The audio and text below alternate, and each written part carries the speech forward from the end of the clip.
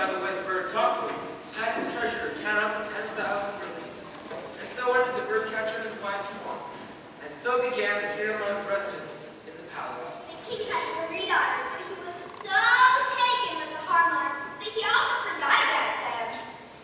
The king spent his days and nights with this treasured bird.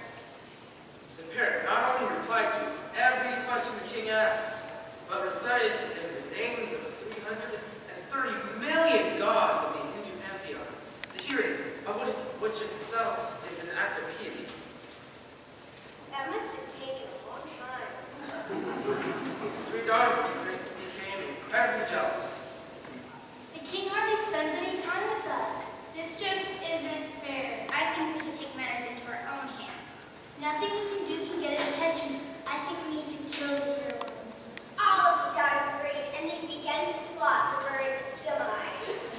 But when will we kill the hero? He's always with the king. The king is going hunting and will be gone for 2 days. We shall kill the hero while he is away. Who shall kill the hero? We shall ask the hero who is the ugliest, and whoever is judged by the bush shall strangle it. The king left on his hunt the very next day, and the daughters put their plan into action. They snuck into the chamber where the Harmon was kept. But before they could ask who was the ugliest, the Harmon sweetly and piously recited the names of the 330 million gods and goddesses. The hearts of the daughters melted into tenderness, and they left without harming the bird. The next day, however, the daughter's jealousy returned in full. How have we been so foolish as to let the hero distract us? We should not have let ourselves be charmed. Steal your horses. We shall go into that chamber again. There will be no mercy.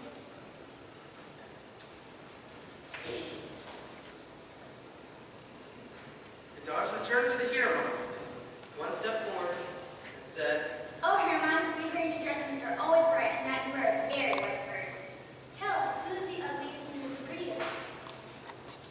The Harmon knew of their murderous plot and thought quickly. Well, I cannot answer your question if I'm stuck in this cage. To make a proper judgment, I must look closely at each of you. If you wish to know what I think, you must first set me free. the women were afraid to let the bird out of the cage, lest it should fly away.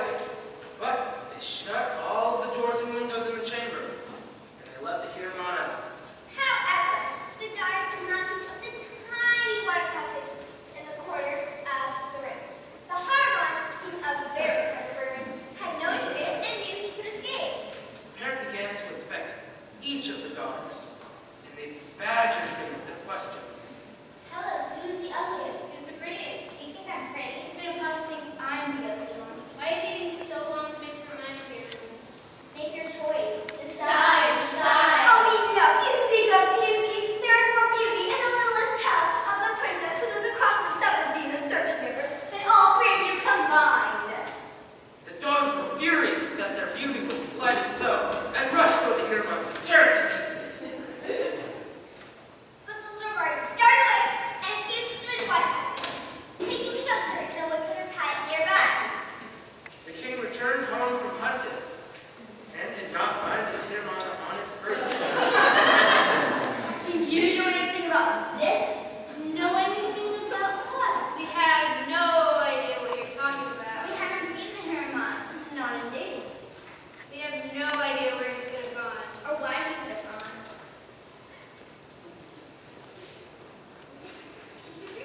The king searched the entire palace, but he could not find his beloved bird.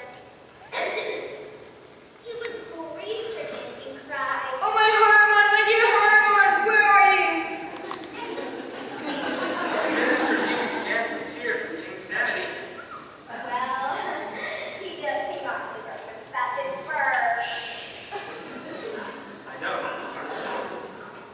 The king sent out town criers to every corner of his kingdom, proclaiming that whoever found the parrot would be rewarded with 10,000 rupees. The woodcutter, whose hut the bird had taken shelter in, heard the proclamation, and happily returned the Harmon, leaving a much the richer. The hero told the king what had happened to his 3 daughters and their plot to kill him.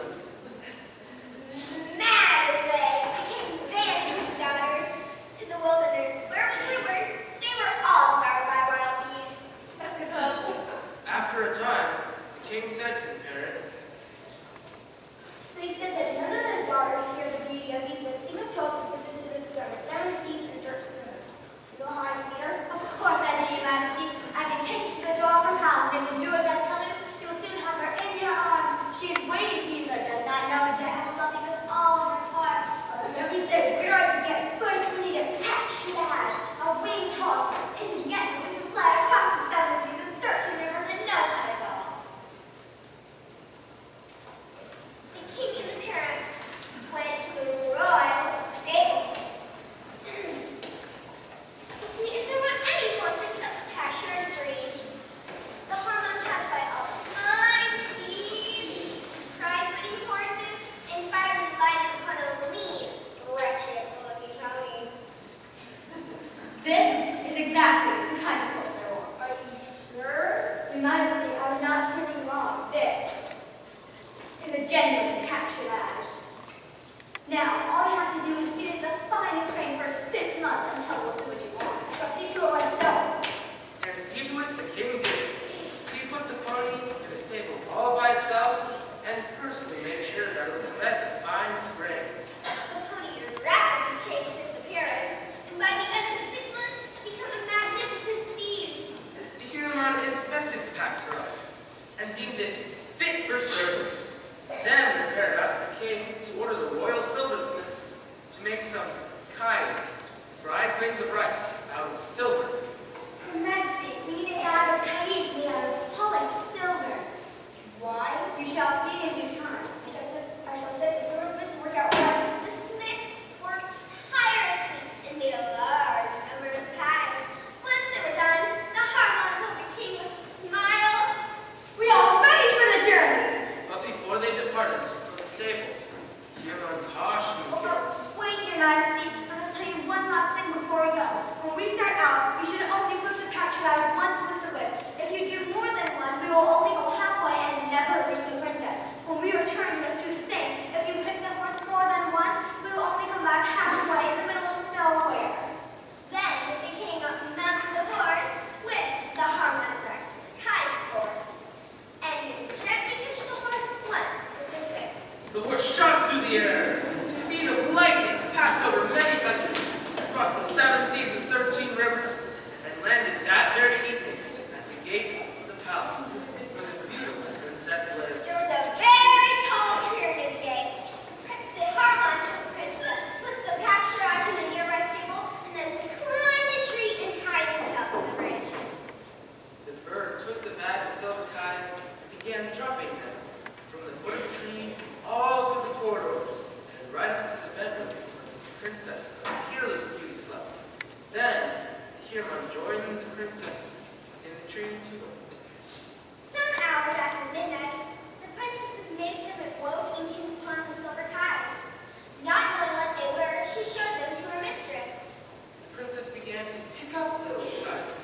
She followed the trail of bright shining pieces through the corridors and right to the tree where the king and his Huron were waiting.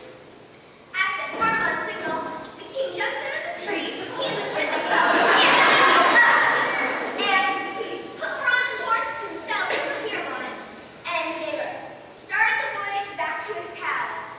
The king gently touched the horse with just once with the whip, and they whirled through space at the speed of lightning. But the king was eager to be home quickly. Oh no. Don't tell me he used the whip again. Well, But if he does that, won't they be stranded halfway back to King's palace? Who knows where they land? it's part of the story. The king touched the horse